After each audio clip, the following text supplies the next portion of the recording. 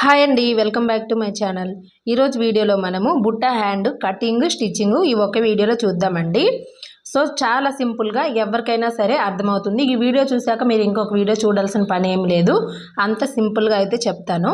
ఓకేనండి. ఫస్ట్ అయితే back part front part cutting చేసేసాక క్లాత్ అయితే ఇంత మిగులుతుందనమాట. ఇంత క్లాత్ మిగలాలి అంటే మనము 1.5 మీటర్ల క్లాత్ అనేది తీసేసుకోవాలి. ఓకేనా. తర్వాత హ్యాండ్ కటింగ్ కోసము ఈ విధంగా మనం ఫోల్డింగ్ వేయకూడదండి. నార్మల్ హ్యాండ్కి అయితే ఇలా వేసుకుంటాము, కానీ ఇక్కడ బుట్టా హ్యాండ్స్ కట్ చేస్తాం కాబట్టి ఈ ఒక క్లాత్ని మనం ఏంటంటే ఇలా వెడల్పుగా ఫోల్డింగ్ అయితే వేసుకోవాలి. ఓకేనా. ఇలా వేయాలన్నమాట. అంటే నిలువుగా కాకుండా ఇలా వెడల్పుగా వేసుకోవాలి క్లాత్ ఫోల్డింగ్. అప్పుడే మనకి జాయింట్లు అనేవి రావన్నమాట. ఇలా ఫోల్డింగ్ వేశాక మనకి హ్యాండ్ ఒక పొడవు ఎంత కావాలో దానికన్నా ఒక 2-3 ఇంచులు ఎక్స్ట్రాగానే తీసుకోవాలి. నాకు ఇక్కడ హ్యాండ్ పొడవు వచ్చేసి 6 ఇంచెస్ అండి. నేను 5 ఇంచెస్ తీసుకుంటాను. ఇంకొక 1 ఇంచ్ వచ్చేసి పట్టీ వస్తుంది మనకి కింద.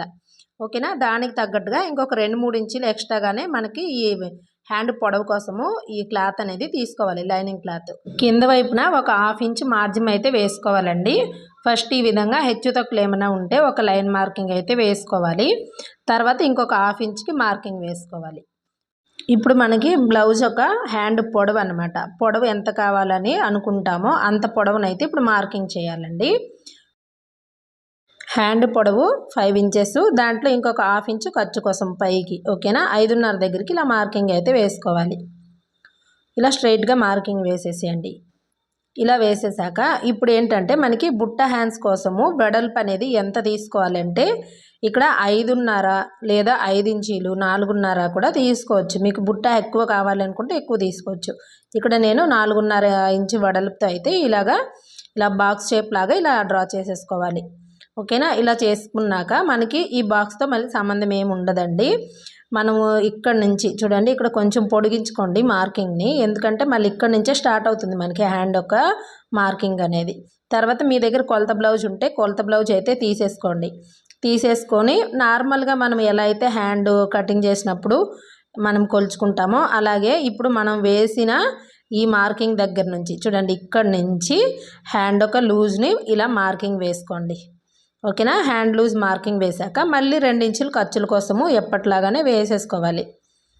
ఓకేనా. ఇలా వేసాము. తర్వాత ఇక్కడ చూడండి, ఇక్కడ హ్యాండ్ ఒక పొడవుని మార్కింగ్ వేస్తున్నాము కదా, 5 ఇంచులు ఫస్టే మార్కింగ్ వేస్తున్నాము. సో అదే సరిపోతుంది. ఇక్కడ చంక దగ్గర ఈ కుట్టు కనిపిస్తుంది కదా, ఇక్కడ ఒక మార్కింగు, పైకి ఒక 1/2 ఇంచు ఖర్చు కోసం ఒక మార్కింగ్ అయితే వేసుకోవాలి. ఇలా వేసుకున్న తర్వాత ఇక్కడ కూడా ఈ చంక దగ్గర వేసాం కదా, ఈ మార్కింగ్ దగ్గర కూడా ఒక లైన్ మార్క్ అనేది వేసేసుకోండి. ఇప్పుడు ఇలా మార్కింగ్ వేసుకున్నాక ఇక్కడ నుంచి మనకి చంక లూజ్ అనేది కావాలి. ఇలా కొలత బ్లౌజ్లో చెక్ చేసేసుకోండి. కొలత బ్లౌజ్ని ఇలా రివర్స్ తిప్పేసుకొని బ్యాక్ సైడ్ వైపు ఈ షోల్డర్ దగ్గర నుంచి ఈ చంక దగ్గర కుట్టు వరకు ఎంత వచ్చింది మనకి 7.5 వచ్చింది కదా. సో ఇదే 7.5ని ఇక్కడ నుంచి చూడండి, ఈ లోపల ఈ బాక్స్ వదిలేసి ఇక్కడ నుంచి మనము 7.5కి ఇలా మార్కింగ్ అయితే వేసుకోవాలి. ఇలా వేసుకున్నాక ఇక్కడ నుంచి 2 ఇంచులు మార్కింగ్ వేసేసేయండి. మళ్ళీ నార్మల్గా మనకి హ్యాండ్ షేప్ ఎలా అయితే ఉంటుందో అలానే ఇక్కడ హ్యాండ్ షేప్ ఇచ్చేసేయాలి. ఇచ్చేసాక మనం ఇప్పుడు ఏం చేయాలంటే ఈ చంక రౌండ్ని చెక్ చేసుకోవాలి. బాడీ పార్ట్ ఒక చంక రౌండ్ని అలాగే హ్యాండ్ ఒక చంక రౌండ్ని చెక్ చేసుకోవాలండి. అప్పుడే మనం కుట్టినప్పుడు ఎక్కువ క్లాత్ వేస్ట్ అవ్వకుండా ఉంటుంది. ఒక్కొక్కసారి సరిపోదు, ఒక్కొక్కసారి ఎక్కువ అయిపోతుంది. అలా కాకుండా పర్ఫెక్ట్గా రావాలి అనుకుంటే చూడండి, ఇక్కడ ఖర్చు వదిలేసి బాడీ పార్ట్లో ఖర్చు వదిలేసి ఈ రౌండింగ్ని ఇలా చెక్ చేసుకోవాలి. చెక్ చేసుకుంటే ఈ చంక మ్యాచ్ అవ్వాలన్నమాట. ఇక్కడ కరెక్ట్గా మ్యాచ్ అయింది కదా మనకి. మళ్ళీ మనకి ఖర్చు కోసము ఎప్పటిలాగానే 2 ఇంచులు ఖర్చు కోసం విడిచిపెట్టేసుకోవాలి. సో ఓకేనా అండి, అర్థమైంది కదా. ఈ విధంగా అయితే మనం కట్ చేసుకోవాలి. ఇప్పుడు వరకు అయితే మనం ఇలా కట్ చేసుకున్నాము. ఇప్పుడు ఏంటంటే ఈ పైన పఫ్ కొంచెం ఎక్కువ రావాలి అనుకుంటే ఒక 3 ఇంచుల వరకు విడిచిపెట్టుకోవచ్చండి. లేదు తక్కువ కావాలి అనుకుంటే ఒక 2 ఇంచీలు 1.5 కూడా విడిచిపెట్టుకోవచ్చు. ఇక్కడ నేను 2 ఇంచుల వరకే క్లాత్ అయితే తీసుకుంటున్నాను. 1.5 2 ఇంచులు తీసుకున్నా కూడా బాగానే వస్తుంది. మీకు పఫ్ ఎక్కువ కావాలి అనుకుంటేనే ఈ పైన కొంచెము ఎక్కువ క్లాత్ తీసేసుకోవాలి. ఇప్పుడు ఇక్కడ నుంచి ఇలాగా దీంట్లో కలిపేసేయాలన్నమాట. ఓకేనా. ఇక్కడ నుంచి ఇలాగా మెల్లగా హ్యాండ్ షేప్ ఎలా అయితే ఉందో అలానే దీంట్లో అయితే కలిపేసేయాలి. అంతేనండి, సింపుల్గా హ్యాండ్ అయితే కటింగ్ అయితే అయిపోతుంది. పఫ్ హ్యాండ్కి ఏమీ లేదండి. నార్మల్గా మనము ఇక్కడ హ్యాండ్స్ ఎలా అయితే కట్ చేస్తామో ఆ పాయింట్ అనేది ఇక్కడ కట్ చేసుకోవాలి. తర్వాత ఇక్కడ ఈ బాక్స్ షేప్ కట్ చేసుకున్నాక 4 ఇంచులు కానీ 3 ఇంచులు కానీ విడిచిపెట్టుకున్నాక పైన ఒక 1.5 నుంచి 3 ఇంచెస్ వరకు ఈ పై పీస్ అనేది విడిచిపెట్టుకోవాలి. అంతే, సింపుల్గా ఈ హ్యాండ్ కటింగ్ అయితే అయిపోతుంది. సో స్టిచ్చింగ్ చాలా ఈజీ అనమాట. మీకు స్టిచ్చింగ్ ఇంకా బాగా అర్థమవుతుంది, స్టిచ్చింగ్ వీడియో చూడండి. ఇలా చంక దగ్గర ఒక మార్కింగ్ వేసుకోండి. అలాగే ఇక్కడ నుంచి మనకి పఫ్ అనేది స్టార్ట్ అవుతుంది. అలాగే మధ్యలో కూడా వేసేసుకోండి, కింద కూడా వేసుకోవాలి ఇలా చిట్కాలు అనేవి. ఓకేనా. ఇలా మనం వేసిన ఈ చిట్కాలు ఎందుకంటే ఇక్కడ చూడండి చూపిస్తాను. ఇలా ఓపెన్ చేసుకున్నాక ఈ చిట్కాలు ఉన్నాయి కదా, ఈ మధ్యలో మనకి ఇలా ఫిల్స్ అనేవి వస్తాయన్నమాట. ఓకేనా. కింద వైపున ఇలా వస్తుంది, పై వైపున కూడా మనకి ఇలా వస్తుంది అనమాట. అందుకని ఈ చిట్కాలు వేసుకోవడము. ఇప్పుడు బ్లౌజ్ పీస్లో మెయిన్ క్లాత్ అయితే తీసుకోవాలి. మెయిన్ క్లాత్ తీసేసుకొని ఇలా ఒక ఫోల్డింగ్ పైన వేసేసుకోవాలండి. వేసేసుకొని ఈ క్లాత్ని ఇలా విప్పదీసేసుకొని ఇలా వేసుకొని కట్ చేసేసుకోవాలి.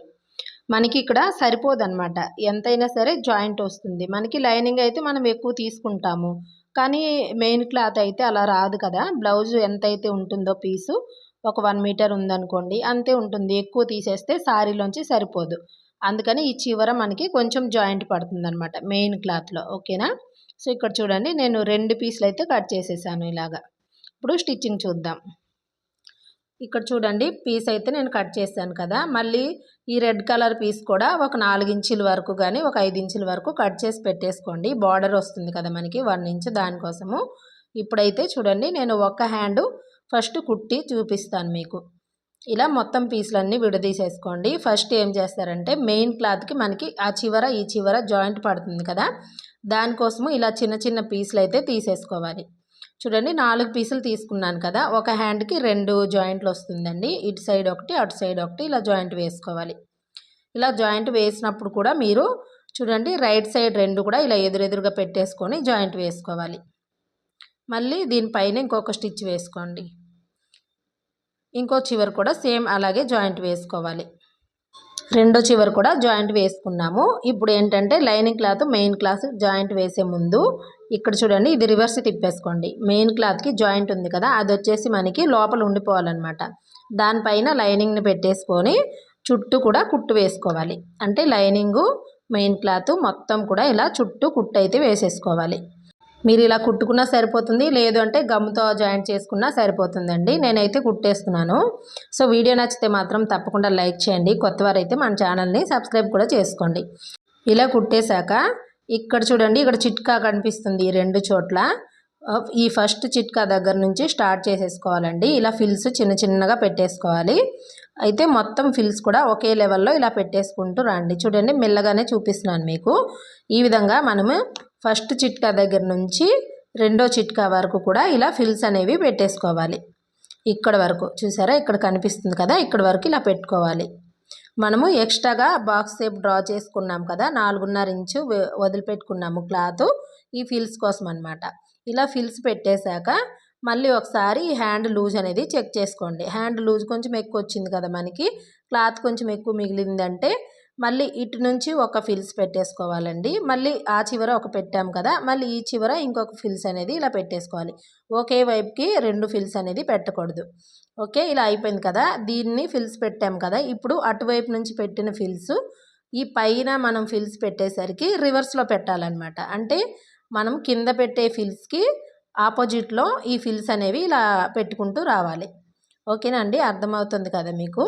సో ఇక్కడ కూడా మనకి ఫస్ట్ చిట్కా దగ్గర నుంచి రెండో చిట్కా వరకు ఈ విధంగా ఫిల్స్ అయితే పెట్టేసుకోవాలి. ఇక్కడ కూడా సేమ్ అంతే. ఇలా ఫిల్స్ పెట్టుకున్నాక మనం ఒకసారి బాడీ పార్ట్ తీసేసుకొని ఈ చంక రౌండ్ అనేది చెక్ చేసేసుకోవాలి. చూడండి ఇక్కడ మనము హ్యాండ్ జాయింట్ ఈ మధ్యలో నుంచి చేస్తాం కదా, ఇక్కడ నుంచి ఒకసారి ఇలా చెక్ చేసుకోవాలి. చూడండి ఇలా చెక్ చేస్తే మనకి కొంచెం క్లాత్ మిగిలింది కదా. సేమ్ ఇప్పుడు మనం ఎలా అయితే ఈ చివర ఒక ఫిల్స్ పెట్టామో అలాగే ఈ పైన కూడా ఆ చివర ఒక ఫిల్స్ మళ్ళీ ఈ చివర ఒక ఫిల్స్ అయితే పెట్టేసుకోవాలి. సో ఇలా ఫిల్స్ పెట్టేసామంటే మనకి ఎక్కువ క్లాత్ అనేది వేస్ట్ అవ్వకుండా నీట్గా వస్తుందన్నమాట.